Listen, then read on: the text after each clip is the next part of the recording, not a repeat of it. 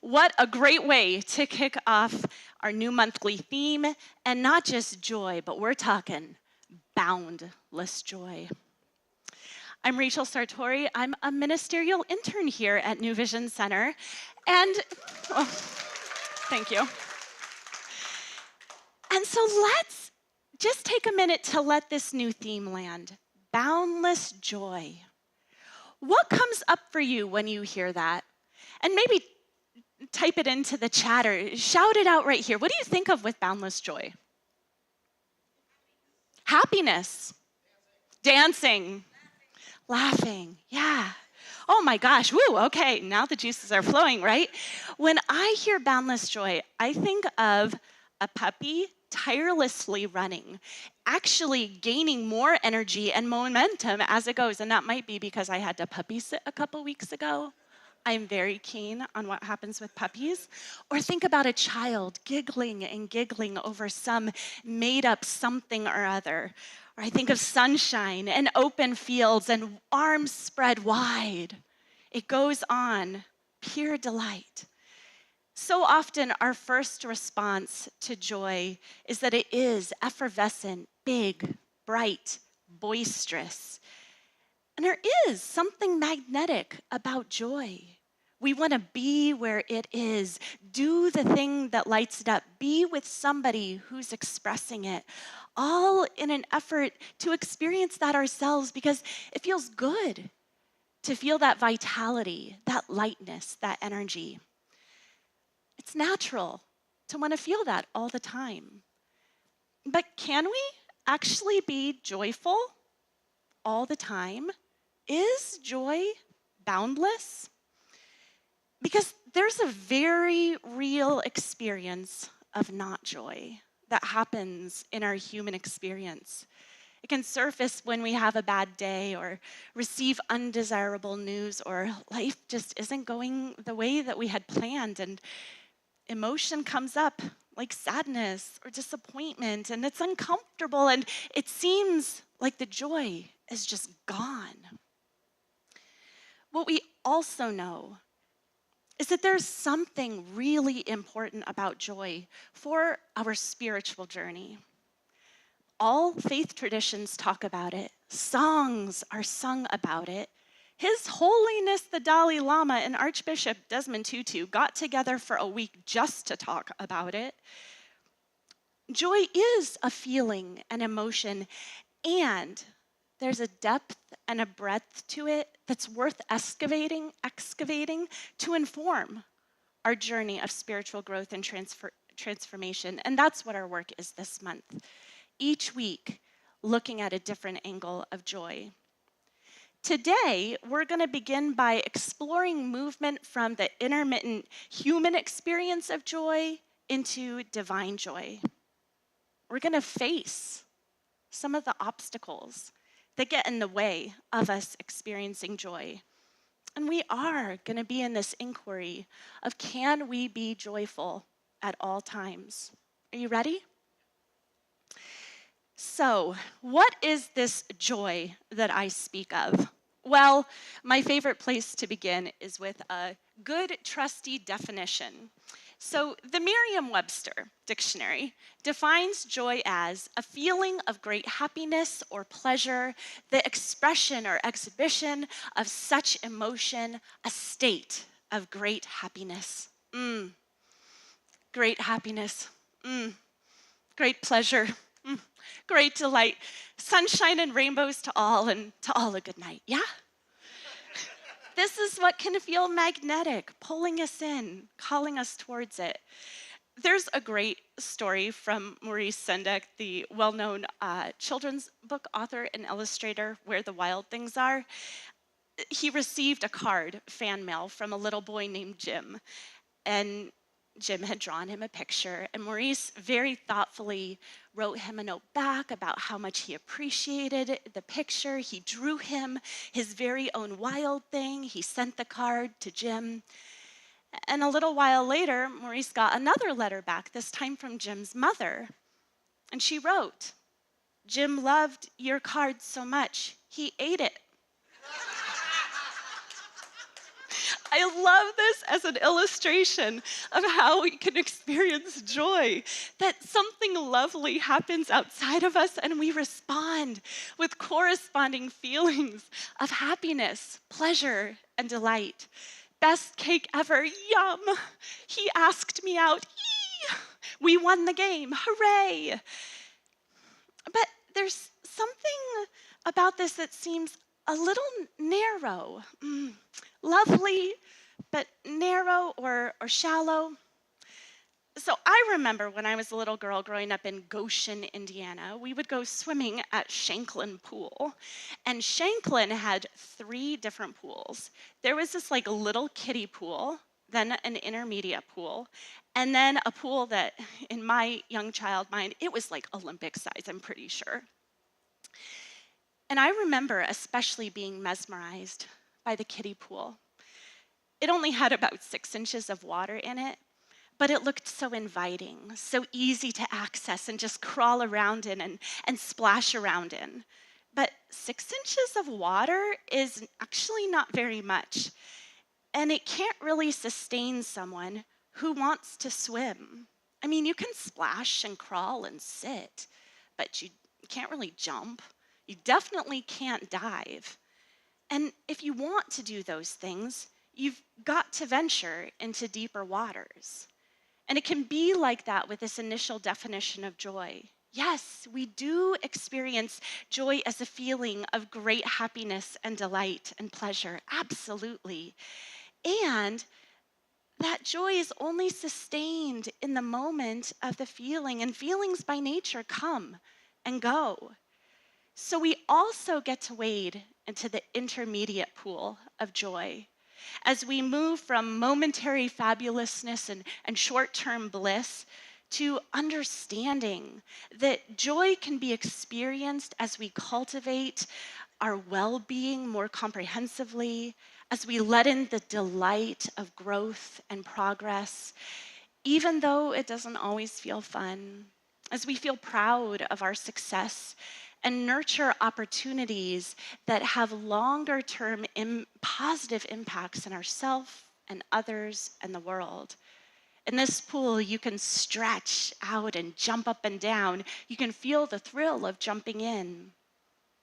And then there's the big pool, the deep pool, the pool where you can do flip turns and handstands, where you can jump in and dive and you can do cannonballs.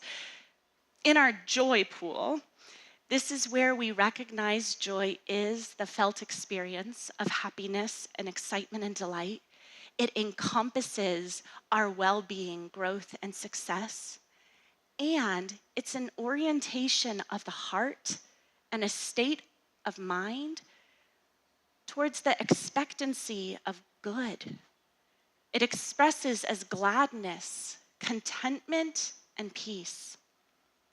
The multifaceted nature of divine joy is revealed as we drop below the surface of daily experiences into a deeper understanding that what is unfolding in our lives is revealing the inherent and divine good of God.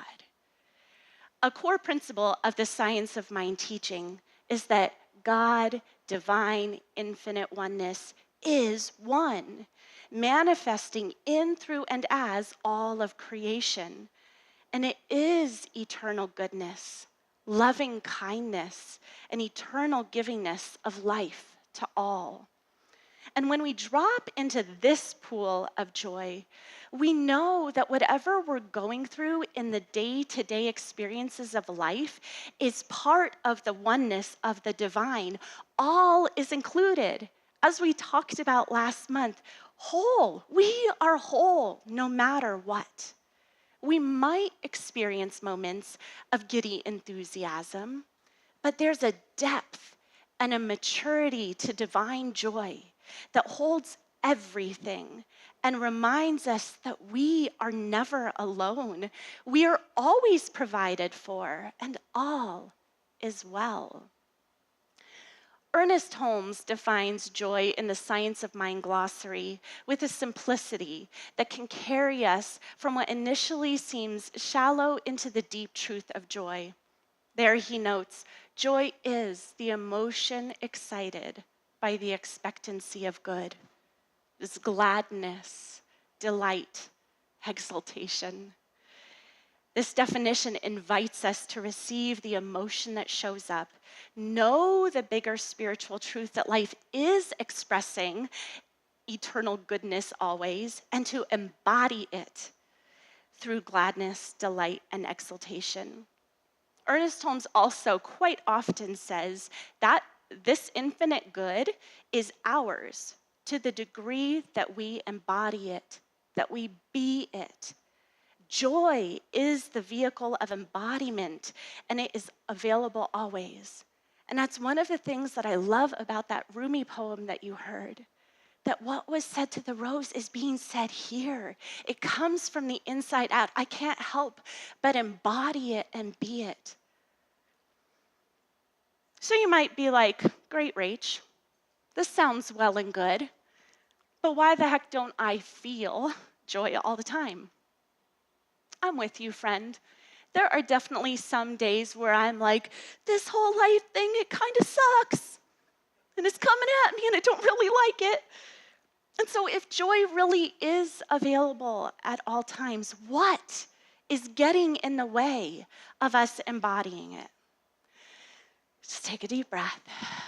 There are, my friends, a variety of obstacles that can interrupt our experience of joy. What I know is that the more we shine light on it, the more agency we activate to shift from that place where sucky life is just happening to me to realizing where we can apply conscious awareness and choice to have a new experience, to see the good and embody the truth. Most of these obstacles include the negative tendencies of the human mind, as well as emotional reactivity, because darn it, we have a survival instinct hardwired into us. Now, I have to say this survival instinct is not our spiritual truth. Our spiritual truth is that the divine is manifesting in, through, and as us. And because it is eternal goodness, that eternal goodness is also manifesting in, through, and as us. Okay, so back to the survival instinct. Because we kind of got these like flimsy bodies going on that are finite. So to be able to stay in this game as long as possible, we're wired to be acutely perceptive of anything that might take us out. Namely, anything that could end in death, which is really challenging because this literally ends in death. It doesn't help that our brains can't tell the difference between perceived danger or a perceived threat and a real one. We just sense it and boom, we put our armor up. Our way long ago ancestors needed that heightened awareness to, get away from the tiger that might eat them for dinner.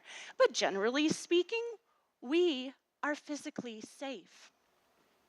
So this heightened awareness of danger, this negativity bias, it's evolved to adapt towards psychological safety, to protect our ideas about who we are and who others are and the world around us.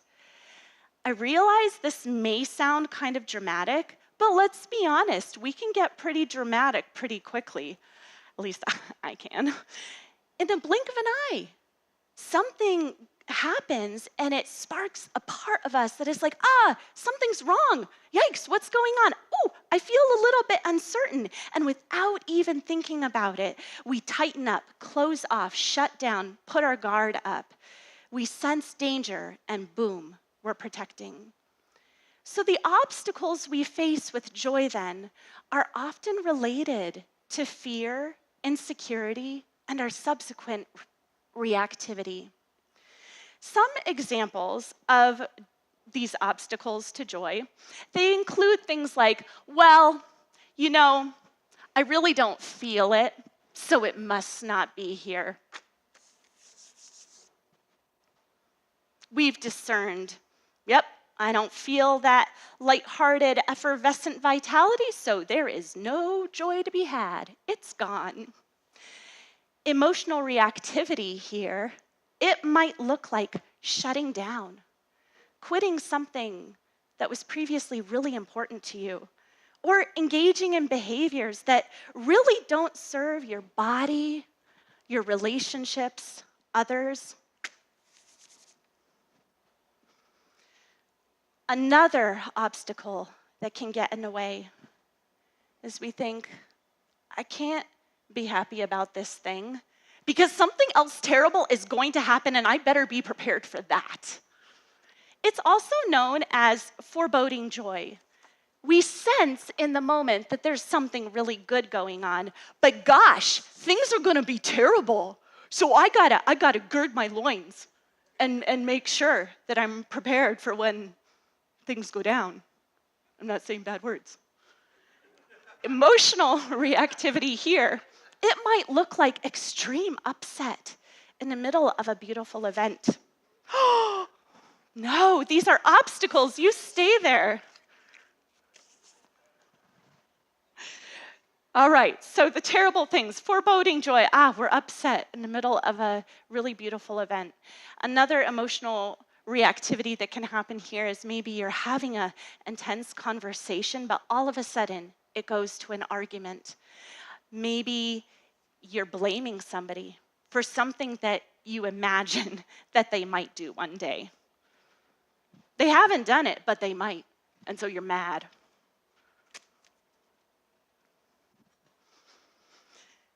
Another obstacle can actually be concern about guilt.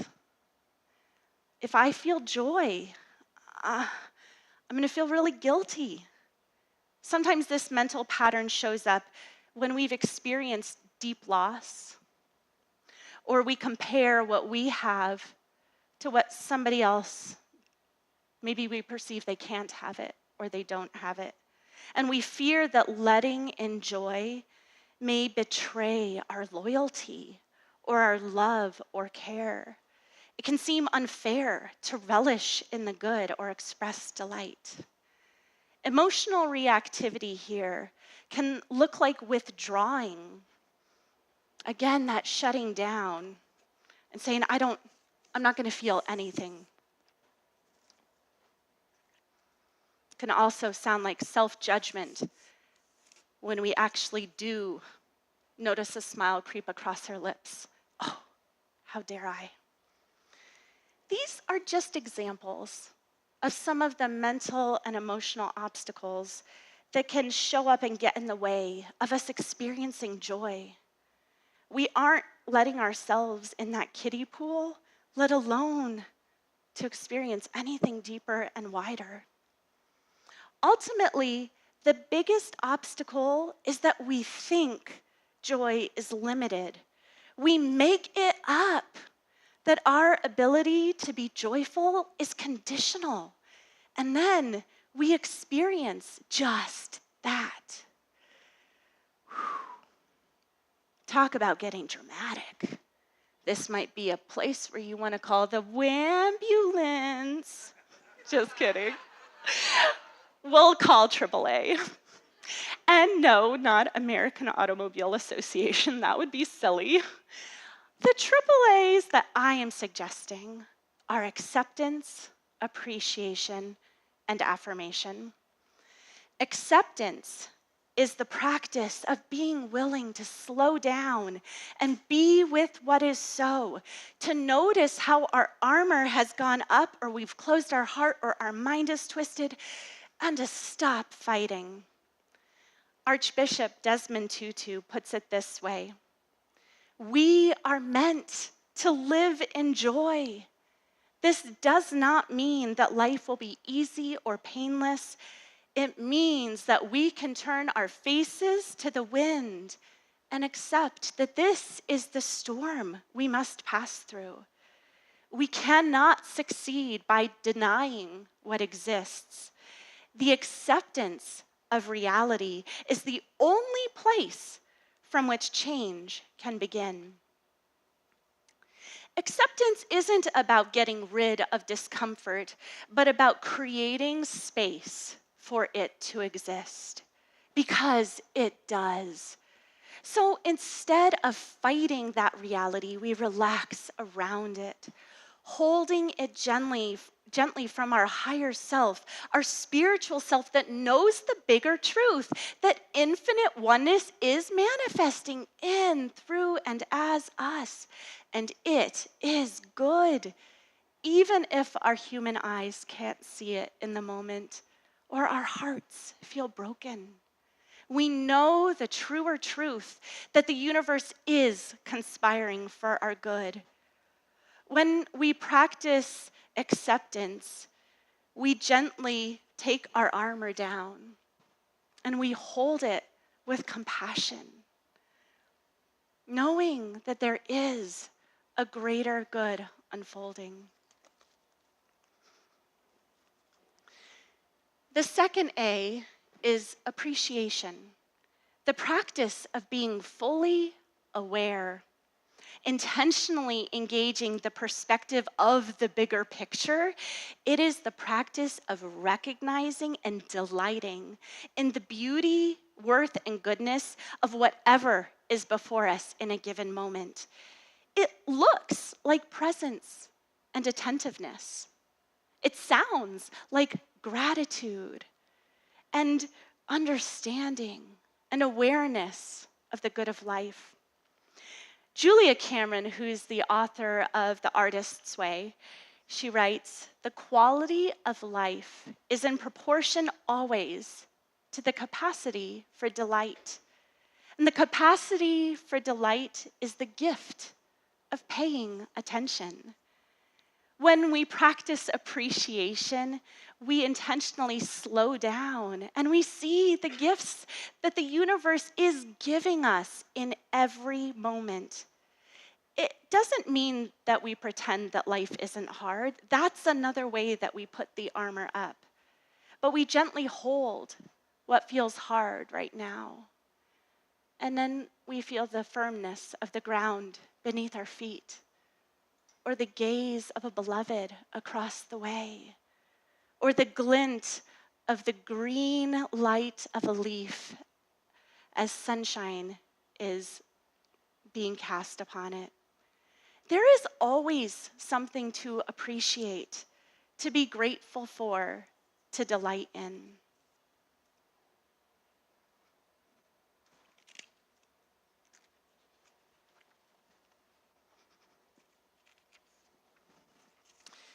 And so the third A is affirmation.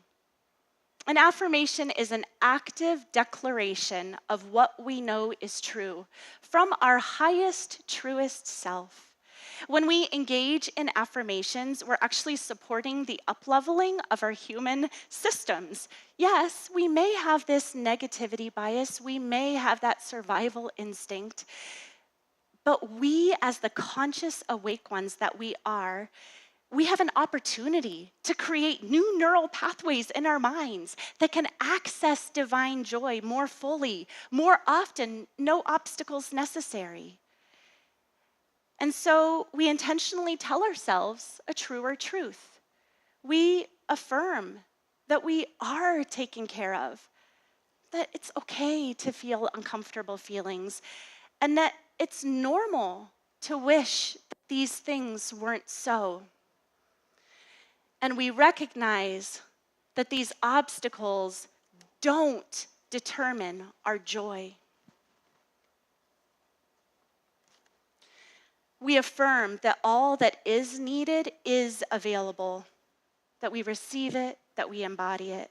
We affirm our commitment to our well-being and to the process of growth and progress and success. And we affirm our state of mind and the orientation of our hearts towards the expectancy of good.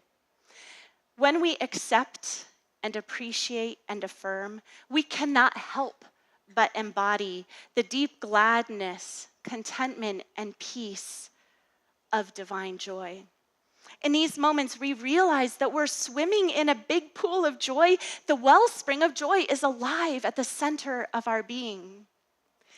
I had this really crazy experience when I was in my spiritual practice the other day. I had just finished a spiritual mind treatment, our form of affirmative prayer, around wholeness because I had been duking it out with a really annoying summer cold. And so I finished my prayer and I go into silent sitting and I'm noticing my breath and I notice my nose is all stuffy and I come back to my breath and I start coughing and then I notice I'm annoyed that I'm coughing and I come back to my breath. And this goes on, and I keep coming back to the moment at hand. And I'm gentle with myself, and I'm quiet. And then all of a sudden, I started laughing. This has never happened to me. But in that moment of stillness and quiet, of being with what is so, this ripple of laughter just came up from the center of my being. And I laughed and I laughed and I noticed and I came back to my breath. And then another peal of laughter came through and I let it. And I just laughed and I noticed and I came back to my breath. We have the power and agency to experience and embody joy at all times without condition. We just have to stop feeding the perceived conditions. We have to stop closing off our hearts and remind ourselves that the wellspring of joy is already within us. In the Science of Mind text, Ernest Holmes offers an affirmation that we can carry with us throughout this month.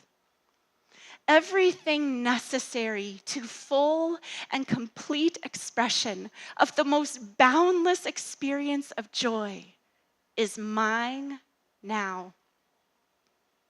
Would you read this with me out loud? Let's affirm this together. Everything necessary to the full and complete expression of the most boundless experience of joy is mine now. Take a deep breath in and out.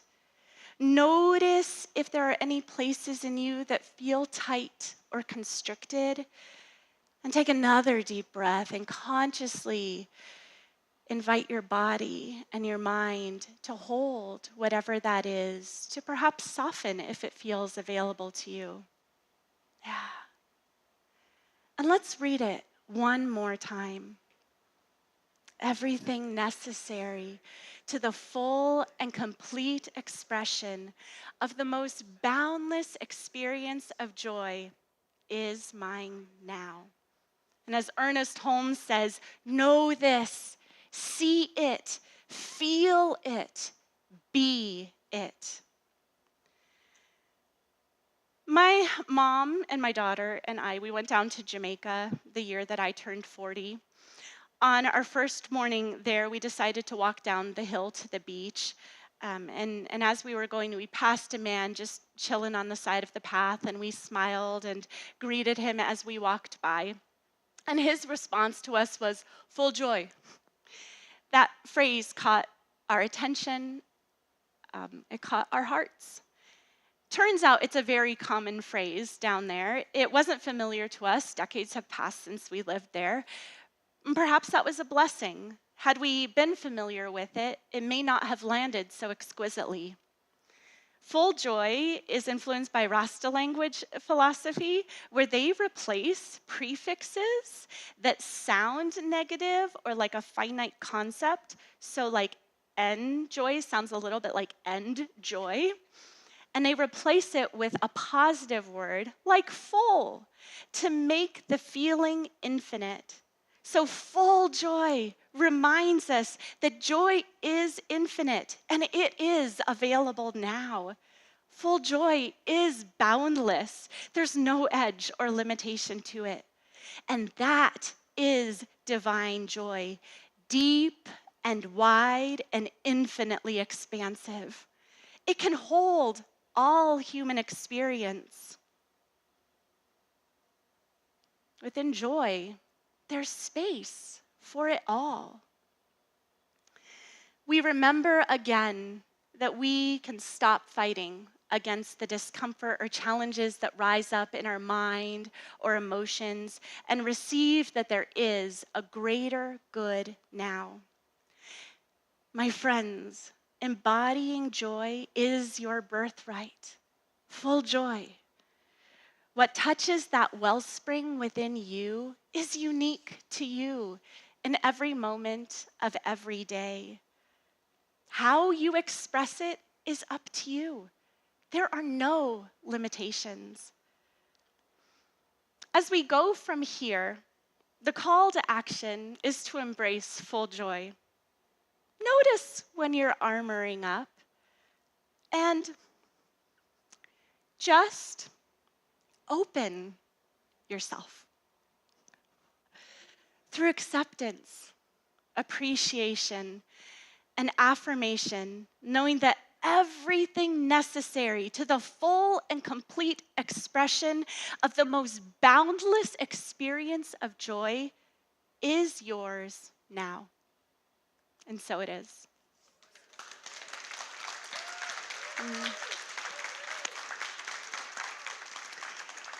Let's anchor this with a word of prayer. And so it is in this moment where I know, and I know that there is only one, that it is divine and eternal life, love, the self-givingness of infinite substance into all that is made, all that is seen and unseen, that it is the spark of joy at the center of all of life, calling life to express in its fullness. And as I know that this is the truth of the one, and as I am standing here, I know it is the truth of me right here and now, and I know that it is the truth of each beloved gathered here, that joy is that which we are, that it calls us from the deep to meet each moment with grace, with acceptance, with a kindness to this human experience, knowing that the spiritual truth behind all is one, is infinite good.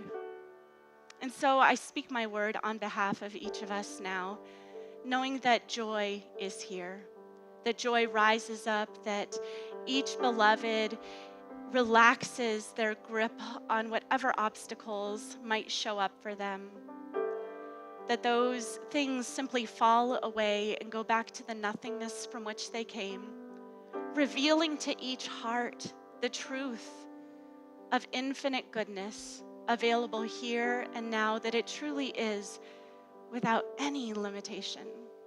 And I am so grateful to know that this is so, that joy is the truth of each one gathered here. And so I simply release this word into the action of universal law, knowing it is done. And so with gratitude, I let it go, I let it be, and so it is.